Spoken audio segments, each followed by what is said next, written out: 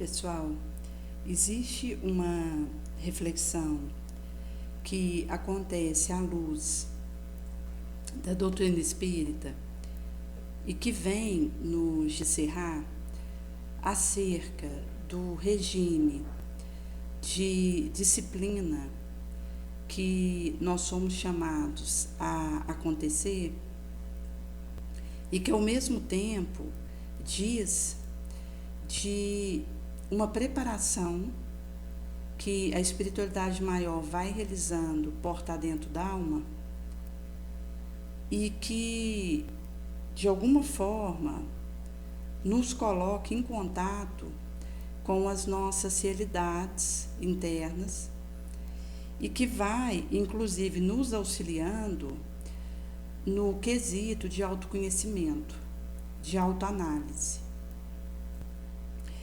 Porque acaba que o processo onde eu vou tendo contato comigo e conhecendo os aspectos que fazem parte de mim e os movimentos que eu sou chamada a ir realizando nesse areal, isso traz acerca, ao mesmo tempo, de uma capacidade que eu vou desenvolvendo de me observar e de analisar o andamento do meu caminho e de como está se desenrolando o meu processo, mas ao mesmo tempo uma percepção aprofundada daquilo que tem acontecido enquanto seja uma melhora, ou seja uma piora, ou até mesmo, como só ia acontecer entre nós, algum processo de omissão,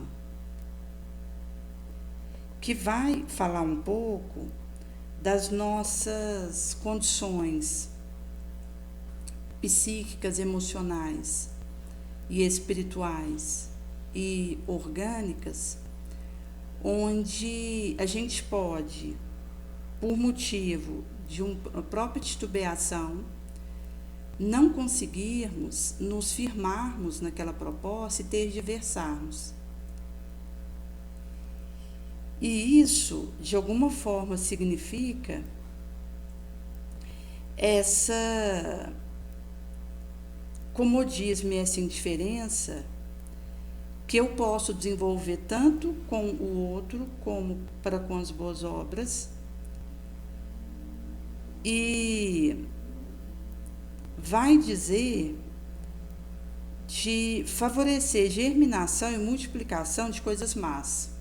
Porque da mesma forma que o suor e o trabalho no bem, ele favorece a germinação, a multiplicação e o pipoque de coisas boas, a questão da omissão, da inércia, do comodismo, falando por mim que tem essa fraqueza do comodismo e que é algo que eu preciso correr atrás enquanto vencer essa situação em mim, para que seja possível fazer o pipoque de coisas boas. Porque quando a gente considera o poder do homem, ele não dura mais que um segundo, enquanto o poder de Deus é eterno, nos trazendo essa perspectiva da eternidade que está muito além das nossas transitoriedades da Terra e que, ao mesmo tempo, é um convite ingente para que logremos essa vitória sobre nossa própria indiferença, a nossa própria inércia, o nosso próprio comodismo, que vai nos permitindo fazer esse passo adiante. Até mesmo porque o objetivo não é exigir perfeição, nem de mim, nem de outrem, mas me melhorar quanto possível na pauta do meu esforço máximo nesse areal. E isso significa que nós estamos sendo convidados para fazermos além daquilo que a gente tem feito até aqui. E quanto mais extensa vai se fazendo nossa tarefa, maior a nossa família perante a eternidade. Até porque a gente vai tendo uma ampliação dessa perspectiva de fortalecimento, enquanto a sinergia dos pensamentos bonosos, das vibrações nobres, vão realizando. Quando a gente considera, por exemplo, a tarefa doméstica, ela nunca é uma válvula para improdutivo gozo, porque constitui um trabalho de cooperação com Deus. Aquele vai significar o desejo ao mesmo tempo. No sentido aí de estar uníssono, alinhado com o interesse divino. Por isso, gente, que quando a gente considera a questão de todos sermos irmãos constituindo uma só família perante o Senhor, mas até que nós alcancemos a fraternidade suprema, nós estagiaremos através de diversos grupos, de aprendizado em aprendizado, de reencarnação em reencarnação, onde os cursos que a gente vai fazendo na convivência vão nos permitindo essa premissa e também o fortalecimento da nossa capacidade de fraternização. Por isso nós somos chamados a estudar sempre, porque a renovação de ideias favorece a renovação sábia das células orgânicas. Inclusive considerando aí que o nosso organismo, à medida que a gente tem contato com a instrução, ele vai conseguindo fazer novas redes de conexões a partir aí do nosso cérebro, que vai ser o órgão usado pelo nosso espírito para a expressão mental. E isso vai, então, nos logrando fazer essas intercambiações. Por isso que aprendemos e ensinamos caridade nos temas que forem da humana necessidade e fazemos dela o pão espiritual da vida, que significará essas premissas que estamos direcionando, seja a invenção, a tecnologia, a ciência, as artes, o esporte, para uma harmonização com a natureza e não para hostilizá-la. Porque se a gente, com a nossa invenção, hostiliza, agride a natureza, ela vai nos responder com necessárias corrigendas. Nesse sentido que, quando a gente considera, por exemplo, o livro, ele é um apelo edificante, sublime ao espírito e que vai permitir se erguer cultura e instrução, mas se o homem não lhe perlustrar as folhas no aprendizado, a rogativa sábia fenece em vão. Enquanto aí essa aplicação que eu vou conseguindo fazer das entrelinhas para o meu processo. Porque é um processo que a gente vai vivendo e que representa um passo após o outro, que vai edificando um areal interno e que, ao mesmo tempo, vai nos dando novas rotas de sabedoria, de discernimento e de perspectiva, que nós vamos sendo capazes de divisar.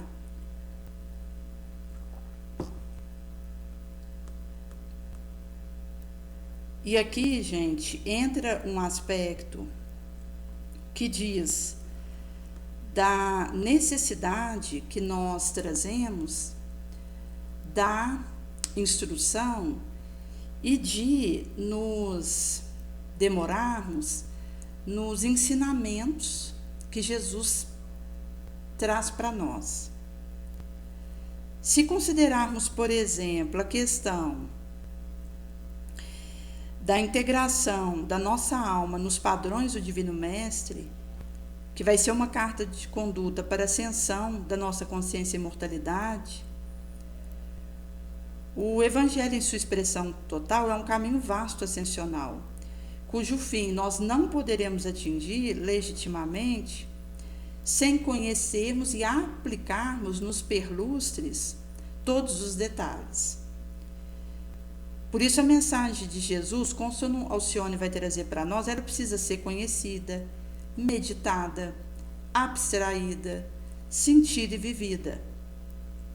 Porque, inclusive, tem detalhes da mensagem do Mestre que pode fazer soar algumas fibras notivas em mim e que passa despercebido para outro e vice-versa. Então, eu acabo me sensibilizando de acordo com aquilo que eu estou elevando. E isso significa, inclusive, divisamentos elevados, porque eu só vou conseguir alcançar aquilo que eu subi. E nesse sentido que as mais elevadas aquisições intelectuais,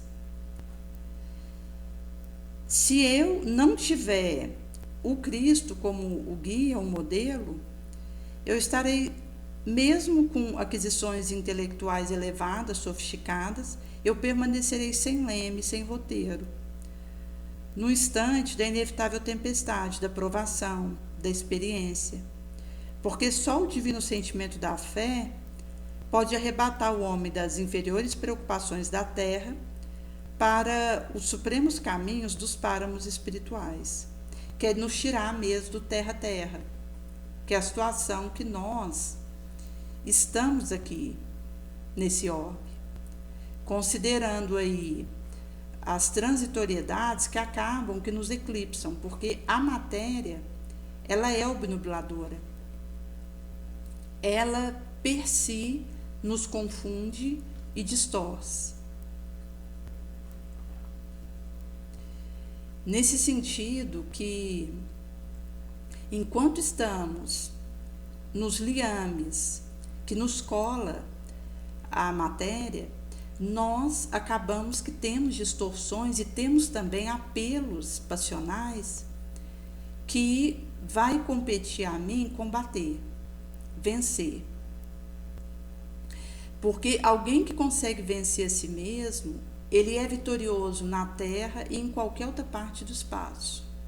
Porque isso diz com uma moral e uma força do indivíduo para fazer prevalecer a sua nobreza espiritual, mesmo em meio a uma série de apelos e de contaminações sombrias. Então acaba que é uma decisão que o espírito aciona, enquanto aí ligado pela carne, e que vai permitindo a ele se apresentar perante si mesmo vitorioso sobre si mesmo. Porque vencer o outro é fácil, Enganar uma coletividade é fácil.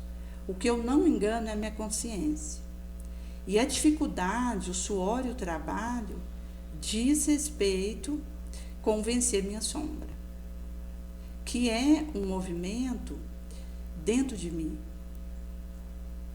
É por esse motivo que os aspectos relacionados à nossa trajetória aqui, eles nos remetem a esforços que eu posso livremente desejar fazer nessa direção, e em assim considerando, vai significar que eu estou optando pelo sangue, pelo suor, ao invés da dor, da lágrima.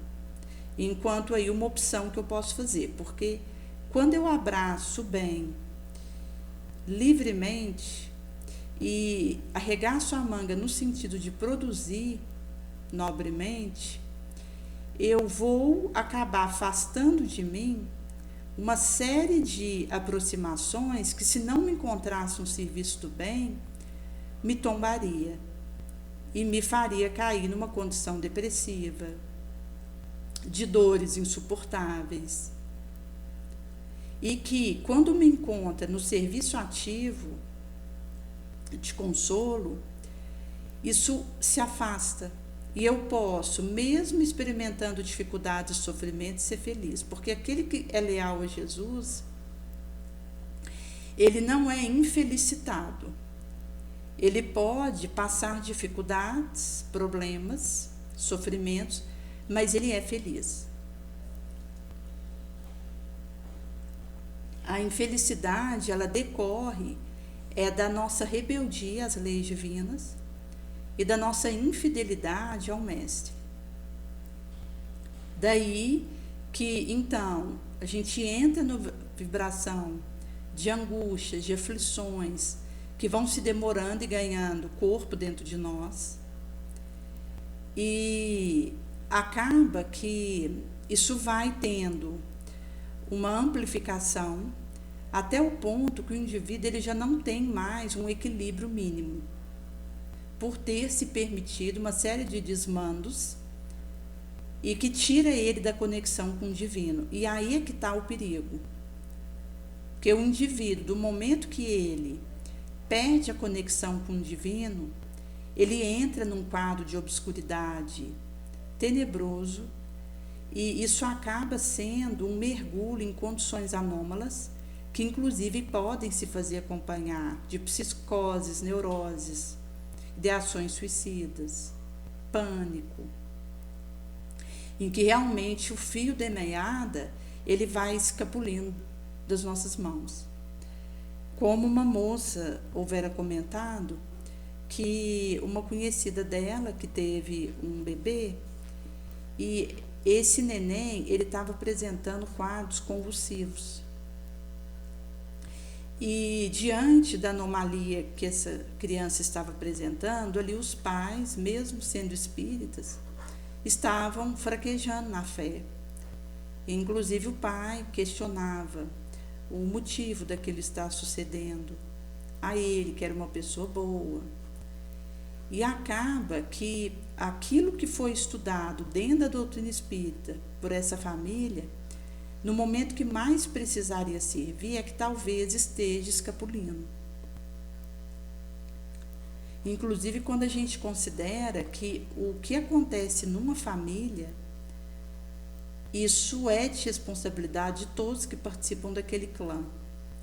Então, às vezes, a gente tem famílias em que um dos membros tem algum tipo de demência, tanto os demenciais por idade, Alzheimer, Parkinson e outros correlatos, que o indivíduo passa a apresentar, ou algum tipo de demência precoce, mesmo no nascimento, e inclusive considerando síndromes como de Down e correlatos, em que acontece algum tipo de alteração com um membro daquele clã. E isso a doutrina espírita explica para nós que tem a ver com todos os integrantes daquele núcleo parentélico. porque um indivíduo dentro da nossa casa com algum tipo de alteração, e aqui, inclusive, uma depressão grave, que ele possa desenvolver, visto que todos estamos sujeitos a isso, ou mesmo uma situação de drogadição ou de vícios de outro porte, que na verdade tem a ver com aquele núcleo familiar. E o Espiritismo vem esclarecer, descerrando esse véu para nós, porque existe a ideia disseminada de que alguém que comece a apresentar um problema dentro de uma casa, o problema é dele, eu não tenho com isso.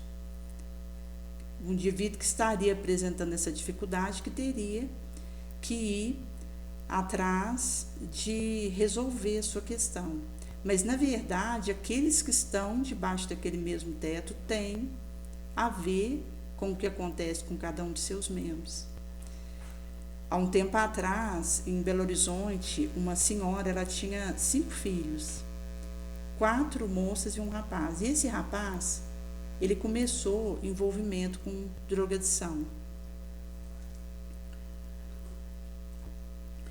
E com o tempo, mesmo ela apelando para ele não mexer com a droga, para se desligar disso, ele não ouvia. E como só ia acontecer nesses casos, ele continuou o uso da droga e começou a levar colegas para dentro da casa para consumir a droga. E essa mãe, que é católica, ela, mesmo sendo uma pessoa boa, que procurava ajudar o próximo, mas ali com o próprio filho, ela acabou sucumbindo. Porque ela fechou a porta de casa para esse filho ao mandar ele embora.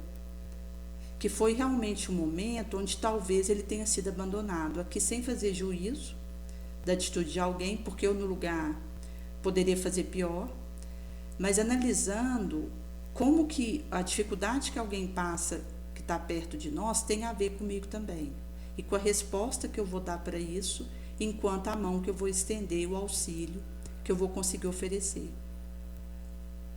E aconteceu que ela não aceitou a viciação dele, quando inclusive ele começou a colocar pessoas dentro de casa para fumar, aspirar a droga ali junto com ele. Essa mãe o expulsa de casa e ele vai para um beco, como ali Cracolândia, em termos de similitude que tem espalhado pelo mundo todo, esses areais de drogadição e de delinquência. E acabou que, ao ir para esses becos, esse rapaz foi piorando e foi fazendo dívida com o traficante, porque chegou num ponto que ele estava numa viciação tal. E quando chega aí, gente, é muito difícil o indivíduo sair dessa situação. A gente sabe que nós não estamos abandonados, porque Jesus, ele tutela pelas suas ovelhas, mas às vezes pode chegar num ponto a viciação por um indivíduo que ele já não consegue divisar o caminho da volta e desencarna nessa situação. Por isso, as nossas orações sempre vão ser um êmulo, um auxílio para a assistência que acontece a essas coletividades. E outras formas de ajudar que existem para esses populachos. Sempre aí pautado no Evangelho de Jesus. E aí aconteceu que ele, em meio ali àquelas dívidas que ele foi começando a fazer com o traficante, ele começou a ser ameaçado de morte. E eles acabaram fazendo aquela morte com ele, chamada do micro-ondas, que põe num pneu e põe fogo, e o indivíduo vai sendo consumido aos poucos por aquela chama, que pega até os ossos, e se alguém de fora tentar interromper, é morto também. Mas quando a gente pega o caso desse rapaz, a gente tem aí na sua gênese um núcleo familiar que sucumbiu junto com ele, na verdade. Ele não foi para esse beco de drogadição e acabou vindo a desencarnar dessa forma horrenda sozinho, mesmo que tenha sido ele, que tenha saído de casa e ido para o mundo da entrega à viciação. Aqueles que estavam com ele dentro de casa e que tinham um compromisso reencarnatório ao lado dele, e, portanto, também responderiam por aquilo que acontecesse a ele, participaram disso. Inclusive, essa mãe, ela houvera comentado que já tinha um pressentimento que ele tinha falecido. Ela foi procurar ele pela cidade, ficou sabendo da morte dele, mas acabou, gente, que a porta foi fechada. Então, quando eu fecho a porta para alguém no momento que ela mais precisa, infelizmente eu estou decretando a morte dela de alguma forma. Porque aquele que está na droga, por mais dificuldades que a gente encontra para lidar com esse indivíduo, ele precisa sentir que pode voltar para casa, que tem alguém que o ama, que abre as portas para ele, quando ele precisar. Enquanto aí, desejar um retorno, ou mesmo falar com a mãe, receber um abraço dela. Então, isso vai trazer para nós esses aspectos dos compromissos que nós temos uns com os outros, mormente, quando a gente percebe que um está sucumbindo e que existem compromissos inadiáveis, inelutáveis nessa teia. Como um outro relato que uma moça houvera comentado, que o irmão dela estava morando com eles, ela mora com a mãe, tem um filho autista, e tem irmãos, um dos irmãos é viciado em drogas. E ele estava viciado em fumar crack com Bombril. E isso estava definhando o organismo dele, porque ele já não estava nem alimentando por causa da droga. E ela houvera comentado que, inclusive, ele já tinha sido localizado pela polícia, até pelo desenvolvimento com o mundo de drogadição, e que estava inclusive com uma tornozeleira, mas acabava que ele não tinha sido levado para a prisão. E ocorreu que a polícia veio a bater na porta da casa dela e levou o irmão preso. Mas aconteceu que a mãe houvera partilhado com ela que preferia ele ir preso do que ficar em casa, porque se ele continuasse em casa usando droga do jeito que ele estava, ele ia acabar morrendo. E para internar numa clínica ele não aceita, existe a medida compulsória, enquanto clínicas de tratamentos que são intensivos, mas no caso de clínicas, na sua maioria para tratamento de droga, o indivíduo precisa querer. É uma das condições. Existem as medidas interventivas compulsórias, mas para muitas outras precisa ter a decisão do indivíduo de ir para aquela clínica e ficar ali aqueles 9 meses, que geralmente o indivíduo fica sob muito trabalho, porque acaba que o trabalho ali com a terra, a plantação que esses internatos fazem, eles eliminam o organismo das toxinas da droga e ajuda a desatrelar da dependência. E aí o indivíduo acaba que vai fazendo outros trabalhos correlatos de acordo com a sua habilidade que ele tem, mas precisa ter o querer. E o irmão dela não queria ir para uma clínica dessas, estava ali naquela viciação já importante, sem se alimentar, porque ele já não tinha a atenção para os outros aspectos da sua vida, como necessidade de se alimentar, pela questão da viciação. E quando ele vai para a prisão, na prisão, acaba que ali ele não tem contato direto com a droga, enquanto ele estava tendo em casa.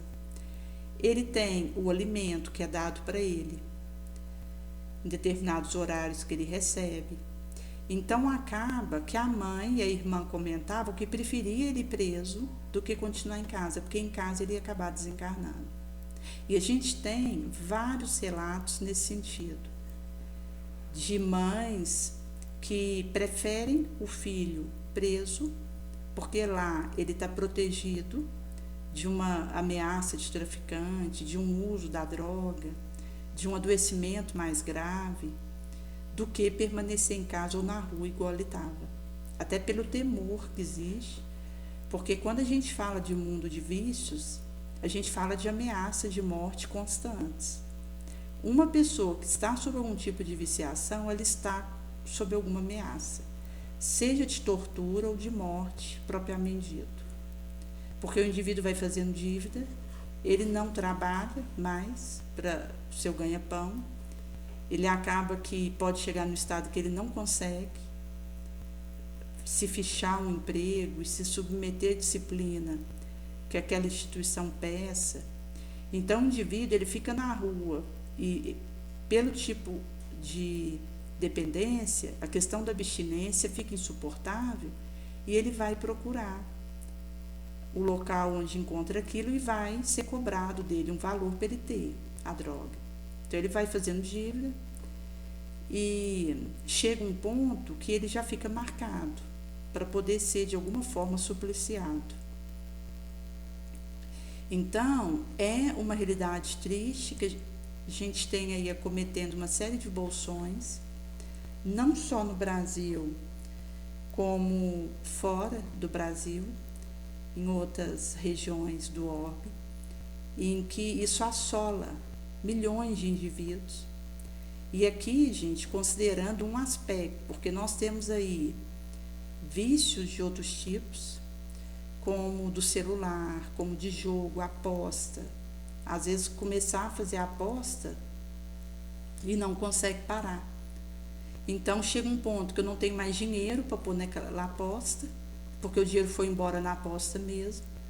E eu começo a entregar móvel, carro, casa, alguém que mora comigo, enquanto aí o tráfico que existe de órgãos, de trabalho infantil, que acaba entrando ali naquela aposta, porque o indivíduo está naquela dependência daquilo e começa a gastar o que não tem para poder sustentar aquele vício.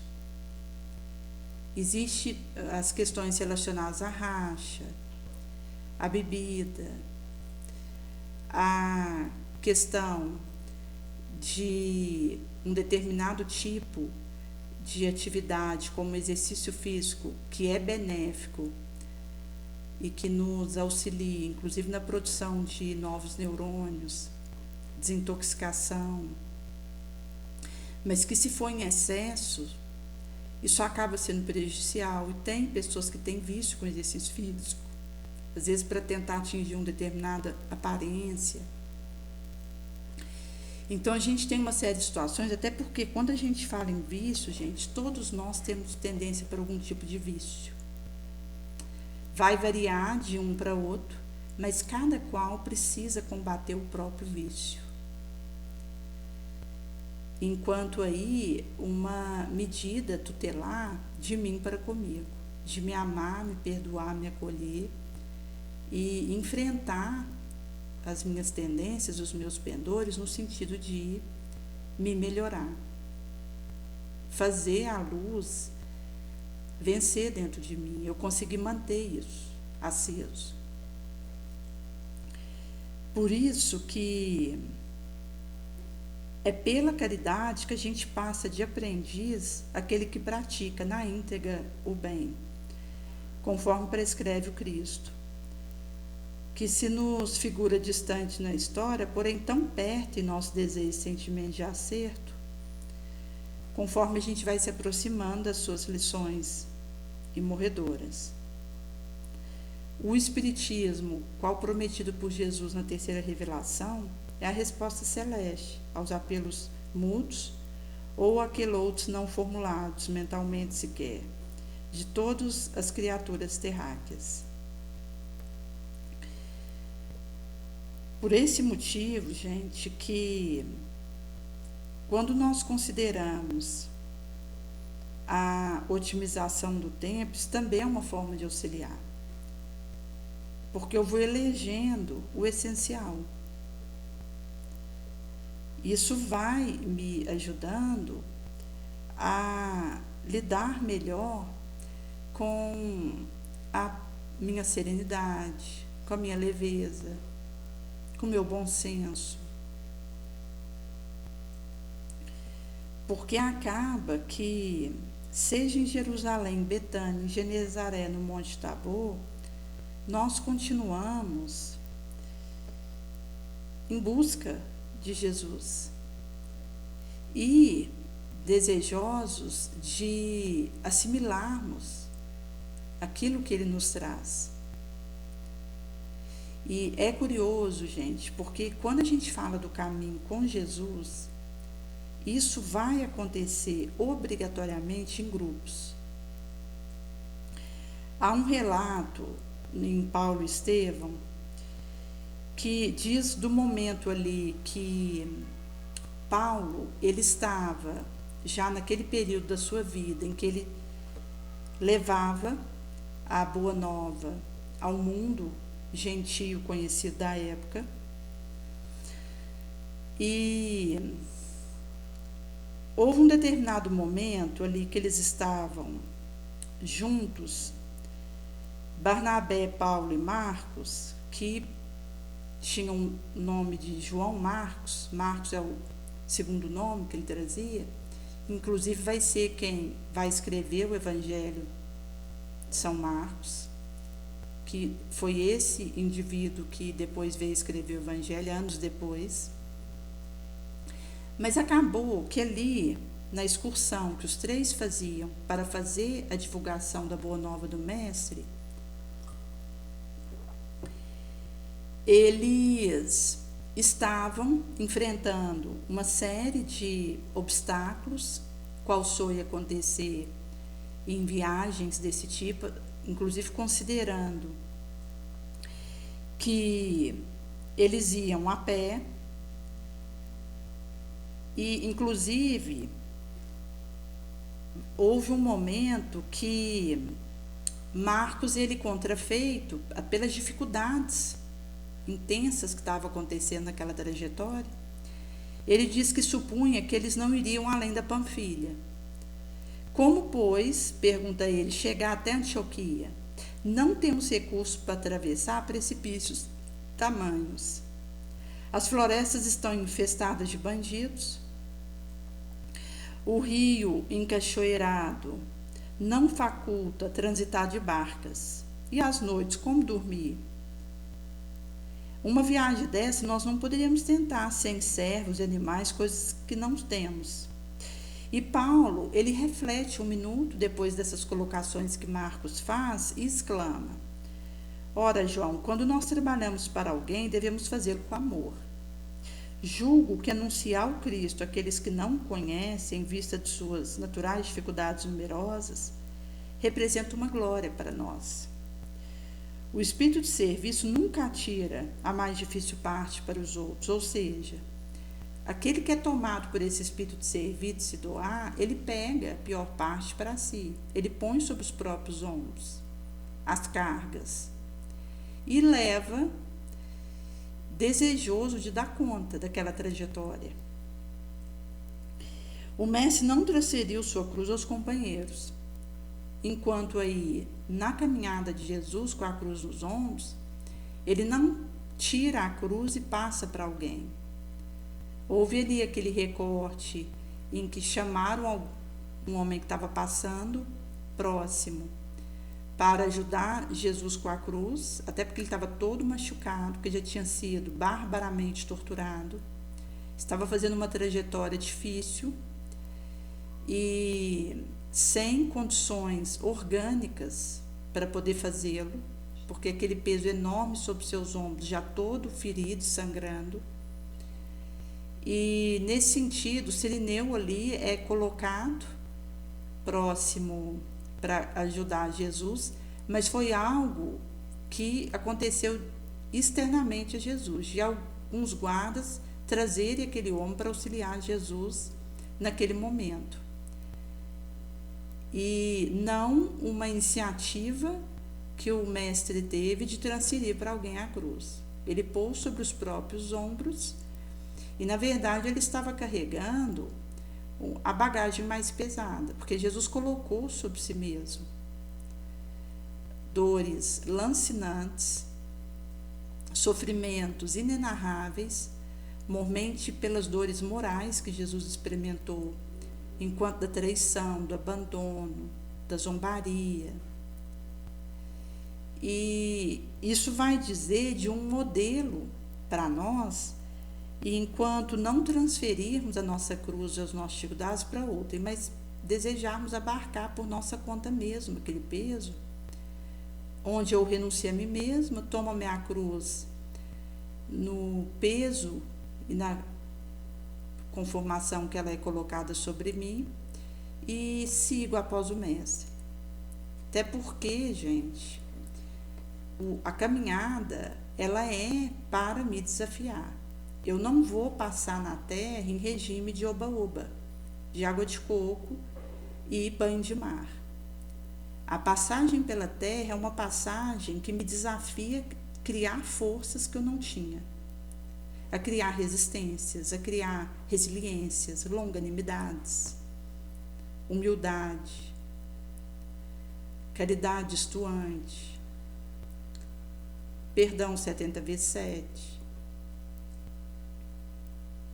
compaixão, tolerância construtiva. Por isso que quando a gente fala da nossa caminhada na Terra, é uma caminhada que me obriga a criar recursos morais a partir das experiências que eu vivo. Então, do momento que a gente sabe que funciona assim, eu vou desejar beber o meu cálice, sorver ele até a última gota mesmo.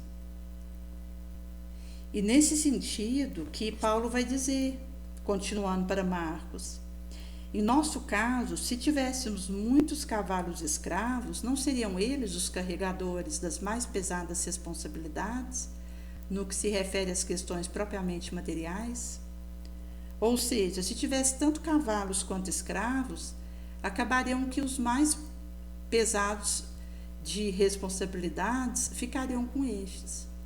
E o objetivo é o oposto, é eu mesma, como seguidora de Jesus, pôr sobre os meus ombros as responsabilidades mais pesadas, a fatia mais difícil.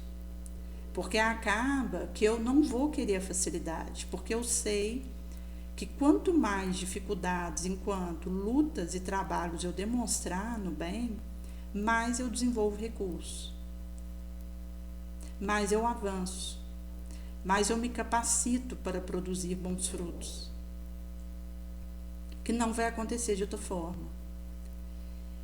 E nesse sentido que Paulo vai dizer, o trabalho de Jesus, entretanto, é tão grande aos nossos olhos que devemos disputar aos outros qualquer parte da sua execução e da sua realização em próprio benefício. Então, a gente percebe que a visão de Paulo, o alcance que ele tinha da realidade espiritual, ele consegue trazer ali, retirando o véu da opacidade material, da cegueira material, onde ele fala que é tão grande trabalhar com Jesus, é tão precioso isso, que não é nem apenas a gente querer colocar esse peso sobre os nossos ombros, por mais que vergue e arranque nossas carnes e nos suplicie, mas disputar, executar isso.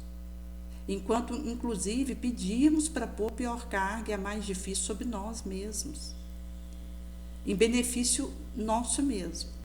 Então, mostra aí a sabedoria de Paulo, a resiliência, a visão que ele trazia. E então, Marcos parecia angustiado, porque a energia de Paulo era desconcertante.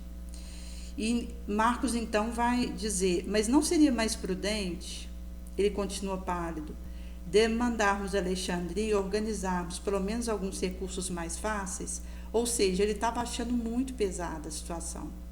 Mas é aí que está. Quando eu tenho essa percepção da importância do trabalho com Jesus, eu desenvolvo recursos para dar conta dele. Pela minha vontade, pela minha disciplina, pela o meu pensamento, sentimento, palavra, ação. Então, Paulo continua, você dá importância demasiada aos obstáculos, Você já pensou nas dificuldades que Jesus certamente venceu para vir ter conosco? E aqui, gente, considerando que só a preparação de Jesus para encarnar na Terra foi 4.000 anos. Porque uma envergadura crística como a dele, ele precisou, em torno de 4.000 anos antes de encarnar na Terra, ele desce para o universo, porque ele estava além do universo, numa região inabordável. E ele desce para o universo e começa a caminhar pelo universo 4.000 anos antes. E quando falta em torno de 1.000 anos para ele encarnar na Terra, ele já vai então iniciar aí essa preparação massiva de readaptação ao organismo da Terra. E nesse sentido que 4.000 anos antes ele desce para o universo, do local inabordável que ele estava, além do universo, e em torno de 1.000 anos antes, especificamente, ele começa a passear pelo universo, mas ele já vinha fazendo isso. Então são perspectivas aí que a gente tem do tempo que Jesus precisou para se adaptar a um organismo terráqueo, dada a sua envergadura crística. Se a gente pegar, por exemplo, Alcione, que estava na constelação de Sírios, que também é governado por Jesus, e que na época que ela veio encarnar na Terra era um orbe feliz, hoje já deve ter subido na escala dos mundos, mesmo considerando aí que o romance com Alcione, ele foi tempos atrás, considerando aí séculos passados, mas quando a gente considera a questão de subir um orbe na escala dos mundos, isso demanda tempos importantes. Mas, como na época era um orbe feliz, pelo menos um orbe feliz Sírios é. E para Alcione poder se adaptar novamente a um corpo orgânico, ela gastou 10 anos para conseguir, dada a envergadura que ela já tinha alcançado, não crística, mas de um espírito puro, que já estava no orbe feliz. Para poder adaptar de novo a um organismo terráqueo, ela precisou em torno de 10 anos. E Jesus aí, esses 4.000 anos, pelo menos, ele precisou para fazer esse movimento. Então, Paulo vai dizer, ainda que pudesse atravessar livremente os abismos espirituais para chegar ao nosso círculo de ignorância e perversidade, temos de considerar a muralha de lodo de nossas misérias viscerais.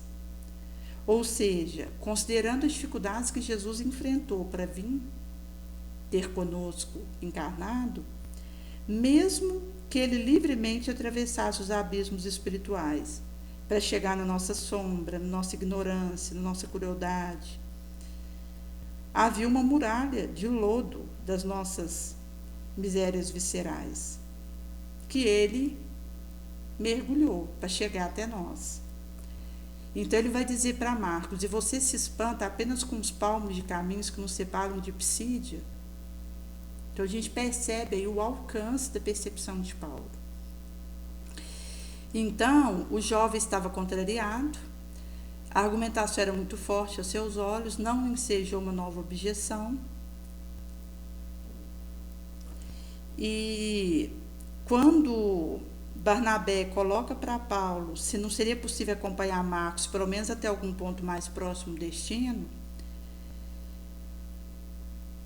como tio solícito, que o ex-levita de Chipre era, Paulo responde, destino, admirado. Mas já temos o nosso. Desde o primeiro entendimento, houvéramos planejado a excursão a Antioquia. Não posso impedir que faças companhia ao rapaz. Por mim, contudo, não devo modificar o traçado do roteiro. Caso resolva segressar, sozinho seguirei. Ou seja, mesmo que Barnabé fosse com Marcos voltar, Paulo continuaria sozinho. Julgo que as empresas de Jesus têm seu justo momento de atuação. É preciso aproveitá-lo. Se deixarmos a visita a Psídia para o mês próximo, talvez seja tarde. E aqui trazendo aí esse trabalho com o mestre, porque essa empresa que Paulo fala com Jesus é o labor que a gente assume com o mestre. Em que eu arregaço a manga e abraço aquela ensancha, porque tem o seu justo momento de atuação que eu precisarei saber aproveitar. Com resiliência, com persistência, com constância no bem, com humildade. E aí que então Paulo vai dizer que se eles deixassem essa visita para Psídia no próximo mês, talvez seria tarde, porque se eu interrompo a minha marcha, quando eu voltar a realizar aquilo, talvez seja tarde. Talvez eu já não esteja mais um corpo orgânico. Talvez eu já não tenha mais as mesmas circunstâncias me favorecendo como eu tenho nesse momento para realizar o trabalho. Por isso, gente, que é sério quando a gente assume um dado serviço com Jesus, porque existe toda uma congramatura de circunstanciais que nos favorecem nesse momento que eu deverei saber aproveitar. Nesse sentido que Barnabé, depois de refletir alguns minutos, retruca convictamente: é incontestável a sua observação. Não posso quebrar compromisso. Além do mais, João Marcos está homem, ele pode voltar só. Tem o dispensável dinheiro para esse fim, em virtude dos maternos cuidados. E aí Paulo vai trazer uma frase que diz que o dinheiro, quando não bem aproveitado, rematando tranquilamente, sempre dissolve os laços e as mais santas responsabilidades. Ou seja, até o dinheiro a gente tem que saber usar corretamente. Porque talvez Marcos ele tenha tido a perspectiva de voltar porque ele tinha dinheiro para fazer isso. Se ele não tivesse o dinheiro que a mãe, por seus cuidados solícitos, entregou para ele, ele não teria a opção de voltar, de abandonar o grupo.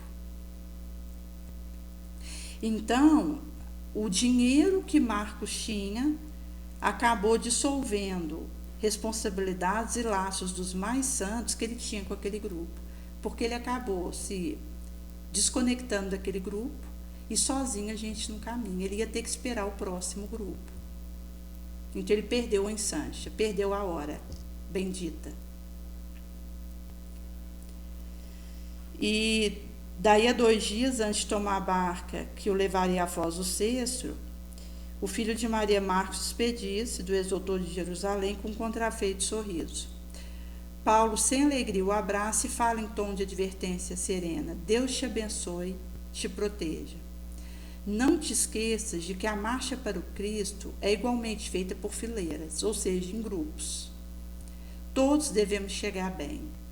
Entretanto, os que se desgarram terão de chegar bem por conta própria. Então, existe um grupo onde eu fui situada e não há outra forma da gente caminhar marchando para o Cristo. E vai acontecer que se eu aproveito esse grupo que eu estou situada para seguir de forma intemerata, eu contarei uns com os outros para chegarmos bem. Mas se eu desgarro e me afasto do grupo em que eu fui situada, eu vou ter de chegar bem por conta própria. E como que alguém consegue chegar bem sozinho?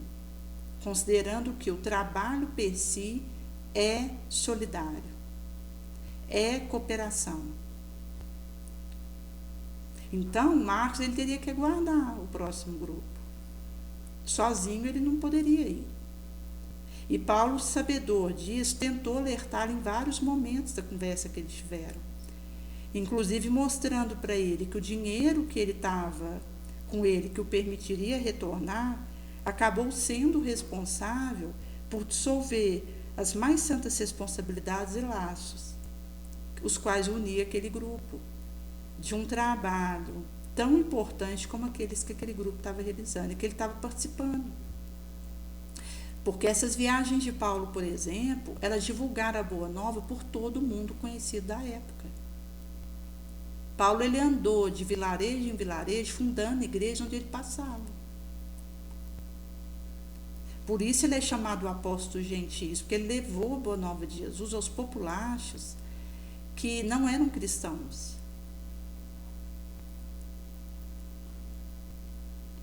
Então, envergonhado, o jovem diz que procuraria servir a Deus e trabalhar de toda a sua alma. Então, Paulo ele vai dizer que fazes bem e cumprirás o seu dever procedendo assim. Mas convicto, ele diz, lembra sempre que Davi, enquanto se manteve ocupado, foi fiel ao Todo-Poderoso. Mas quando resolveu descansar, entregou o seu adultério. Salomão, durante os pesados serviços da construção do templo, ele foi puro na fé. Mas quando chegou para o repouso, foi vencido pela devassidão. Judas começou bem, foi direto discípulo do Senhor, mas bastou a impressão da entrada triunfal do Mestre em Jerusalém para que cedesse à traição e à morte. Com exemplos tantos expostos aos nossos olhos, será útil não venhamos a descansar nunca. Então, vai trazer para nós esse labor constante, infatigável, que, para benefício meu mesmo, eu assumo. E é curioso, gente, porque, inclusive, essa ideia de descanso que o materialismo traz para nós é uma ideia invertida, que diz que para descansar eu preciso comprar aquele pacote de cruzeiro para viajar pelos mares, ou que eu preciso fazer uma ida triunfal até a Disney, ou que eu preciso ir para a Austrália num tour. Essas ideias mirabolantes, rocambolescas, que associa descanso a gastos exorbitantes, muitas vezes que o indivíduo não tem, e que funcionam, inclusive, como suspensão de um labor nobre que o indivíduo esteja realizando. Aqui, nós não estamos fazendo juízo da maneira que cada qual opta por um refazimento das suas forças, mas, quando a gente fala da fidelidade nesse suor nobre, isso vai significar nunca descansar enquanto interromper a nossa marcha. Então, nós podemos deitar numa cama, rezar antes de dormir e ter uma noite de refazimento que nos permite continuar a jornada, até porque, enquanto a gente dorme, a gente continua trabalhando. Se a gente estiver nesse desejo, nessa conexão. Nesse sentido que, enquanto meu corpo descansa na cama e meu espírito desdobra, eu vou ao encontro de atividades nobres. Se eu tiver afeita a isso nos outros momentos. Aí, quando eu desdobro, eu também continuo nesse padrão vibratório, energético. Por isso que acaba que, quando a gente considera a perspectiva do descanso, um refazimento de forças, ele acontece, inclusive, quando a gente deita na cama, até porque aquele indivíduo que está sendo fiel ao trabalho encetado com o mestre, ele recebe refazimento de força. Inclusive, a gente tem relatos de expoentes dentro da doutrina espírita, como Divaldo, Chico, que enquanto dormia eram levados para regiões do astral, onde recebiam injeções de energia vital, de fluido vital, para continuar a sua trajetória na Terra, enquanto moratórias que estavam acontecendo. Até mesmo em momentos cruciais, em que o Divaldo ele teve uma parada cardíaca e iria desencarnar, ele recebeu o benefício de uma nova moratória, tanto que ele veio desencarnar mesmo com 97, 98 anos.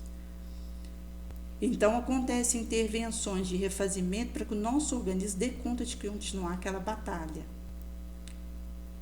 do bem. Mas, se eu me permito repousos indébitos, descansos mirabolantes, rocambolescos, quinquilháricos, acaba que eu vou estar desertando da luta.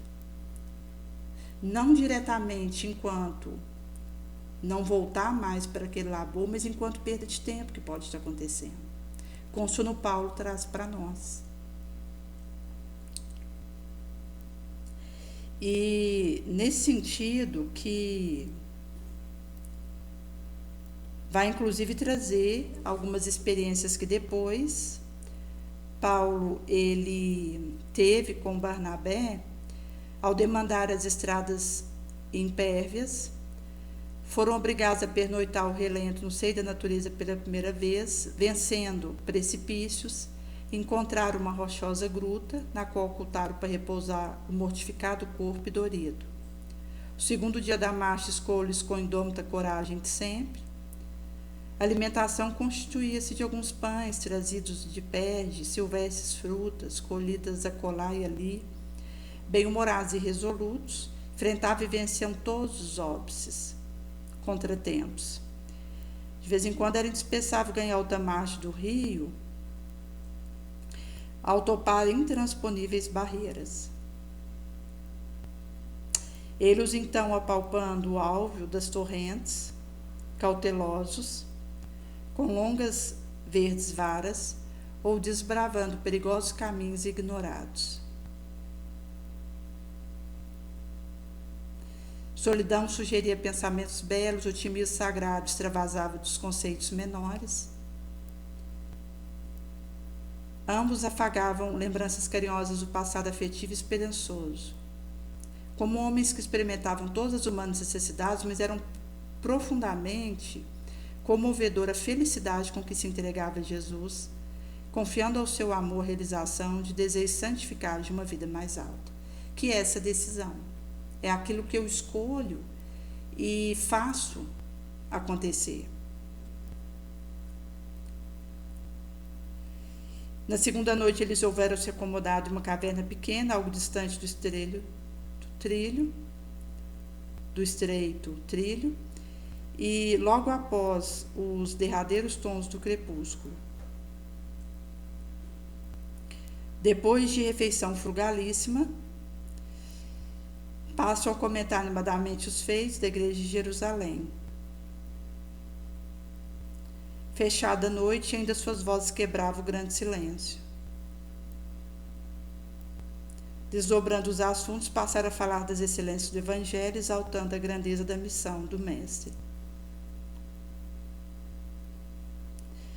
Então vai comentando, inclusive, a vitória deles enquanto detalhes da matéria, como uma refeição leve, como conseguirem essas desconexões daquilo que a matéria pede.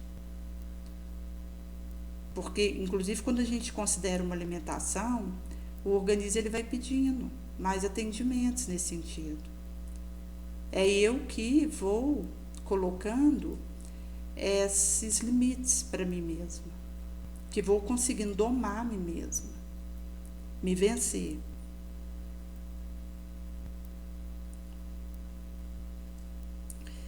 E nesse sentido que significava aí esses areais benditos, onde eles prosseguiam se valendo-se de imagens preciosas da comum vida para simbolizar eternos bens. E aqui discorre sobre o encontro que eles tiveram com dois homens armados que precipitaram sobre ambos a luz fraca de uma tocha acesa em resinas. E então vai mostrando os desafios que eles foram experimentando e que vai trazer para nós do que acontece conosco, no nosso caminho. E enquanto essa disposição mesmo de fazermos acontecer dentro de nós essa iluminação. E é curioso porque quando é colocado aqui os desafios que eles experimentaram e os óbices e os imprevistos acabava acometendo a eles, vai dizer, inclusive, de a cada dia basta o seu mal, que é como Jesus traz para nós esse aspecto de que nós não devemos nos preocupar com o amanhã, porque amanhã bastará a si mesmo.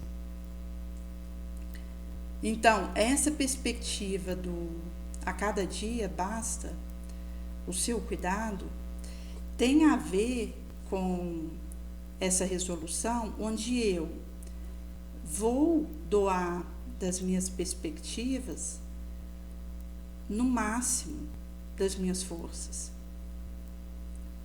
E amanhã, então, cuidará de si. Que é, de fato, essa doação daquilo que nós movimentamos, dos empréstimos que acontecem, e que, inclusive, vai trazer para nós acerca da parábola da figueira improdutiva. Porque Jesus ele vai dizer que um homem tinha uma figueira plantada em sua vinha e, ao procurar nela fruto, não achava. Pelo que disse ao que cultivava a vinha, olha, 3 anos há que vem buscar fruto nessa figueira e não acho. Corta, pois, pelo pé. Para que está ela ainda ocupando a terra? Mas ele responde, Senhor, deixa ainda esse ano, até que eu escave em torno dela e lhe ponha esterco. Se com isso der fruto, bem está, se não, cortá-la-ás no subsequente. E na sequência tem a passagem da cura da mulher encurvada, que Jesus estava ensinando na sinagoga no sábado. Veio uma mulher que estava possessa de um espírito que a mantinha enferma, havia 18 anos. Andava ela encurvada, não podia absolutamente olhar para cima. Então Jesus, a vendo, chama e disse, mulher, estás livre da sua enfermidade. Ela tem as mãos de Jesus sobre ela, no mesmo instante direita-se e glorifica a Deus.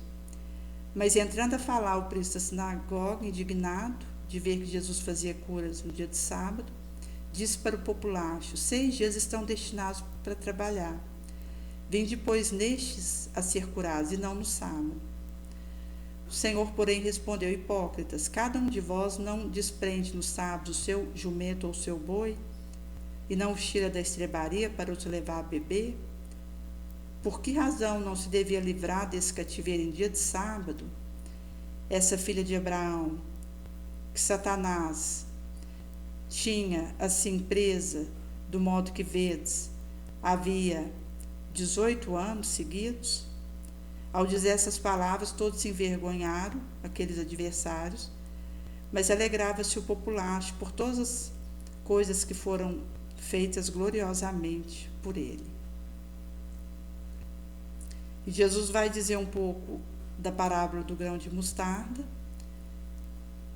dizendo que compararia o reino celeste a um grão de mostarda, que um homem semeou na sua horta, cresceu até fazer uma árvore grande, e as aves do céu repousaram nos seus ramechos. E do fermento.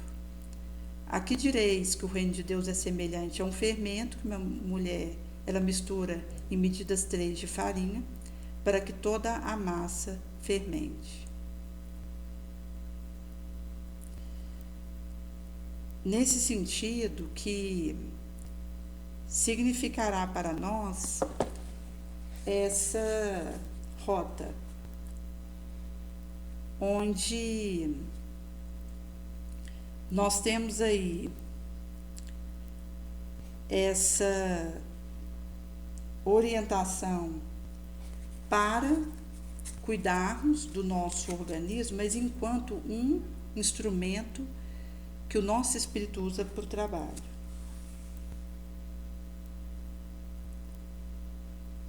E nesse sentido que vai significar que nós iremos distribuir e entregarmos de graça o que de graça recebemos, enquanto esse desejo de, atravessando a porta estreita, que é a passagem subsequente que Jesus vai trazer, dizendo que o pai de família que entra e fecha a porta, quem está de fora começa a bater e diz: Senhor, abre-nos. E ele responde: não sei de onde sois. Dizendo que muitos procurariam entrar pela porta estreita e não poderiam, para nós nos esforçarmos para irmos por ela. Então, os que estão lá de fora, depois que a porta fecha, diz que são aqueles que em sua presença bebemos e comemos e ensinamos nas nossas praças. E ele responde: não sei de onde sois, apartai-vos de mim, todos que praticais iniquidades. Ali haverá ranger e choro de dentes. Quando virdes Isaac, Abraão, Jacob, todos os profetas do reino celeste, e vós ficais deles excluídos. Virão do setentrião, meio-dia, ocidente do oriente, muitos que se sentarão à mesa do reino divino. Então os que são os últimos serão os primeiros, os que são os primeiros serão os últimos. Por isso que, quando houve a orientação de que Herodes queria matar Jesus, falando para ele sair dali, ele responde: ide dizer esse raposo: eis que expulso demônios e faço curas perfeitas hoje e amanhã. Ao terceiro dia vou ser consumado. Hoje importa contudo caminhar, amanhã e depois de amanhã, porque não convém que um profeta morra fora de Jerusalém. Jerusalém, Jerusalém, que mata profetas, as pedrejos dos que a ti são enviados.